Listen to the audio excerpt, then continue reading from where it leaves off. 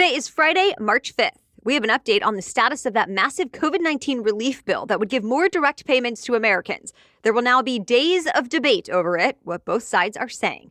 Also, the chaos caused by a history-making earthquake near New Zealand. Plus, explaining NFTs in the music industry. Yet another new streaming service is now available and giving people around the country an excuse to unplug today. Welcome to The Newsworthy. All the day's news in around 10 minutes. Fast, fair, fun, and on the go. I'm Erica Mandy. Thanks so much for being here. You ready? Let's do this.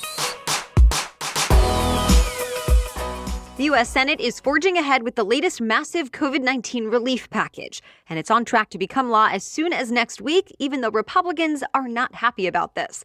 Before the full debate even started, the Senate held what Politico is calling a test vote to see if they should even bother with debate. To that, every Republican voted no.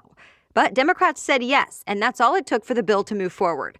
The process, though, is pretty tedious. First up, one Republican senator asked the clerk to read the entire package out loud, all 628 pages of it. That went on for hours yesterday and continues today. Once that's done, both parties have up to 10 hours each to explain why they're for or against the aid package. Already, the Senate has made some changes to the bill since it passed in the House. It took out the national minimum wage increase, and it added billions for more education, including after-school programs and technology for schools. Also under this Senate bill, fewer Americans are now eligible for those direct payments. If it becomes law, everyone who makes less than $75,000 will still get the full $1,400. After that, the payment amount was always going to get smaller. But now, people who make more than $80,000 and couples who make $160,000 together will not get anything.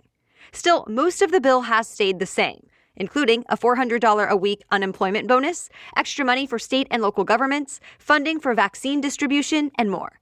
Democrats say it's all needed for Americans to recover from the effects of the pandemic, and they point to polls that show most Americans support it. One released this week from Monmouth University found 62% of Americans support the measure. But here's the issue. Republicans say the overall size of the bill is just too big. And even though most everyone agrees some of the package is important, Republicans also say it includes other partisan issues that are either wasteful or unnecessary. Now, some Republican lawmakers want to make sure the world hears their side of things. They're threatening to introduce hundreds of amendments just to highlight the parts of the bill they don't like.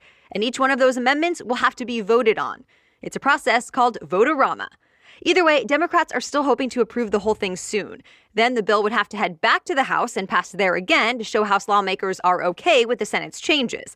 And if the aid package survives all that, it would then go to President Biden, who would likely sign it into law. Stay tuned. So you've probably had a fever check in the past year before going into a public place. Schools, workplaces, and other public venues have started using temperature scanning devices to look for people who might have COVID-19.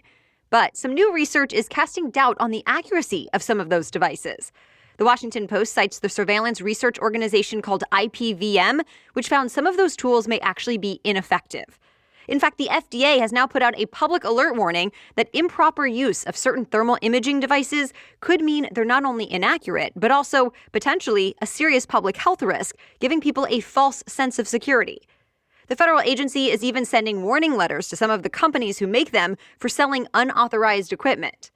But the companies are pushing back. They argue the devices are not inaccurate. Instead, they adapt to their environment. So, for example, if it's a hot summer day, the technology will avoid alerting every customer of a fever just because it's hot outside. Either way, the devices will not be catching everyone with COVID-19, no matter what. The CDC has said 40% of people infected will not actually have a fever anyway. Well, thankfully, Capitol Hill was quiet yesterday on a day that was supposed to be a big deal for QAnon conspiracy theorists. Remember, intelligence officials and Capitol Police were concerned about some online threats that said there was a plan to storm the Capitol once again. But there was no real-world violence reported. Still, law enforcement officials say it's too soon to scale back security. In fact, the U.S. Capitol Police requested National Guard troops stay even longer than planned. For now, there are still more than 5,000 Guard members in Washington, D.C., and they've been there since January, but they're supposed to go home just 1 week from today. Now, the leader of the Capitol Police says at least some of them should stay another couple of months, and defense officials say they're reviewing the request. It's being called one of the strongest earthquakes to hit the South Pacific in modern history. An 8.1 magnitude quake hit near the coast of New Zealand. One earthquake expert told the AP, quote, "This is about as big as it gets." And that was actually the third extremely powerful earthquake to hit that same area in just a matter of hours. But here's what's amazing about all of this. So far, there have been no reports of injuries or major damage. People still dealt with quite a bit of chaos, though. Thousands of New Zealanders were told to evacuate after the earthquakes because a tsunami warning was issued. There were huge traffic jams as people scrambled to get to higher ground. But now they're finally allowed to go home. The warnings have been lifted. By the way, the quakes also triggered tsunami watches as far away as Latin America and Hawaii. But as of today, those areas have also been given the all clear. All right, we have much more news coming up, but first, thanks to our sponsor, Noom. Look, I'm not a fan of fad diets or get fit fast trends that just aren't very realistic. Well, Noom does not like that stuff either. Instead, Noom says it's based in psychology and wants to give you more knowledge so you can accomplish your personal health goals and stick with them in the long term. And Noom is clear that it's not just about losing weight. It's about a lifestyle and being able to replace your habits with healthier habits. In fact, more than 80% of Noomers finish the program, and more than 60% have stuck with their goals for at least 1 year. Noom is forgiving, too, because they know we're all human. If you go off track a day, no worries, you can get back on track the next day. So if you want to try it out, you can sign up for your trial today at Noom, Noom, Noom.com/newsworthy. Noom wants you to know there's a science to getting healthier. So again, sign up for your trial at Noom, Noom, Noom.com/newsworthy. If you want to learn how to live healthier, check out Noom at Noom.com/newsworthy. Okay, now back to the news.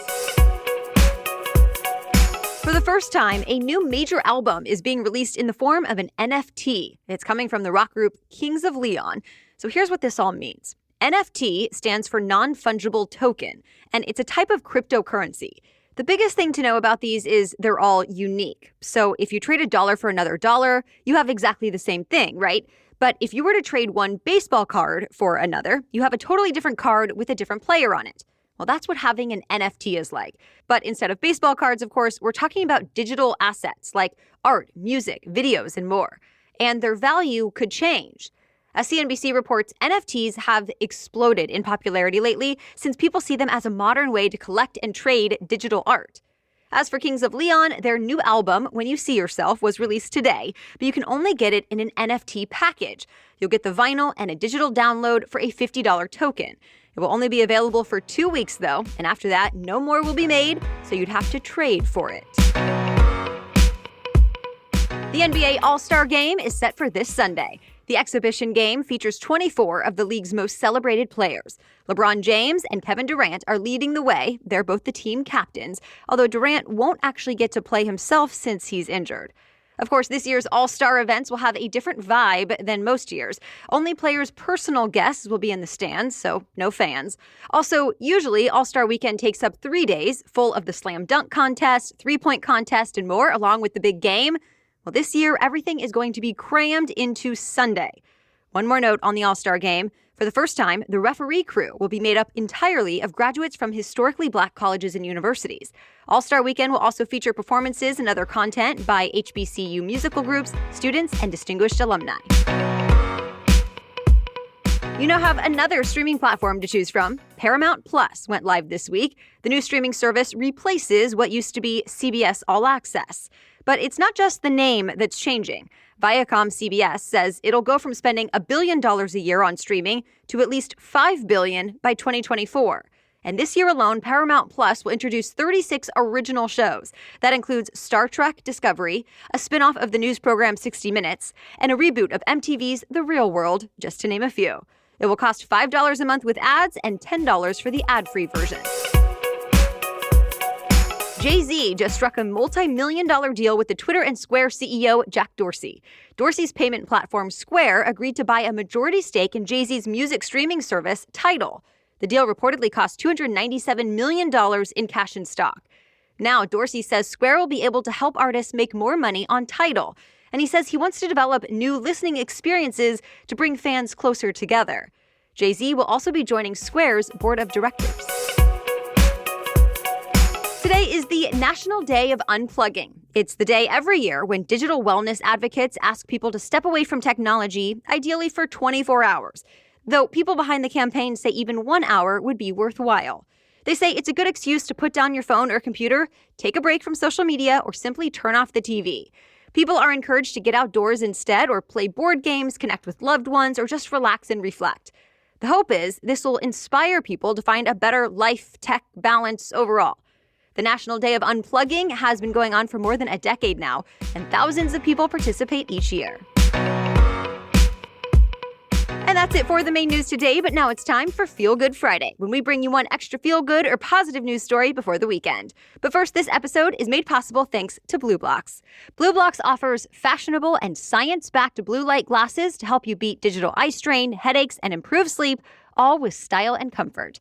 In fact, BlueBlox offers 3 different types of lenses, 1 sleep mask, and 2 light bulbs, each with their own function and purpose. One is called the Summer Glow Lens. It's a yellow lens that combines blue light blocking and color therapy, designed for daytime use when you're working under artificial lighting, and for those who suffer from anxiety or seasonal affective disorder. Of course, BlueBlox also has their Clear Lens or their Sleep Plus lens made for working at night. And they're all available with or without a prescription. And by the way, BlueBlox is the only blue light glasses company who has a charity partnership. For each pair of BlueBlox glasses sold, they donate a pair of reading glasses to someone who could otherwise not afford it. So go to blueblocks.com/newsworthy to learn more about all their options and styles and get 20% off your order. Again, that's BlueBlox, spelled BLUBLOX, blueblocks.com/newsworthy, blueblocks.com/newsworthy to get 20% off your order. Okay, now back to Feel Good Friday. Today, we're talking about how Atlanta created what's believed to be the nation's largest free food forest. The Conservation Fund bought an abandoned lot in the middle of the city a few years ago. Now, thanks to grant money and help from other organizations, it's giving a lot of people free, healthy food and teaching them about agriculture. Parks workers and more than 1,000 volunteers are now growing pesticide-free fruits, vegetables, nuts, and honey. The food then goes to underserved people in that area. Gardening and cooking classes are held there as well to teach people about healthy food, and this is definitely something that's needed. The USDA found people in this area of Atlanta are living in what's called a food desert. The nearest grocery store is a 30-minute bus ride away. So this has been a huge help. And Modern Farmer says there are more than 70 other free food forests that have been planted across the U.S. doing good for other communities too.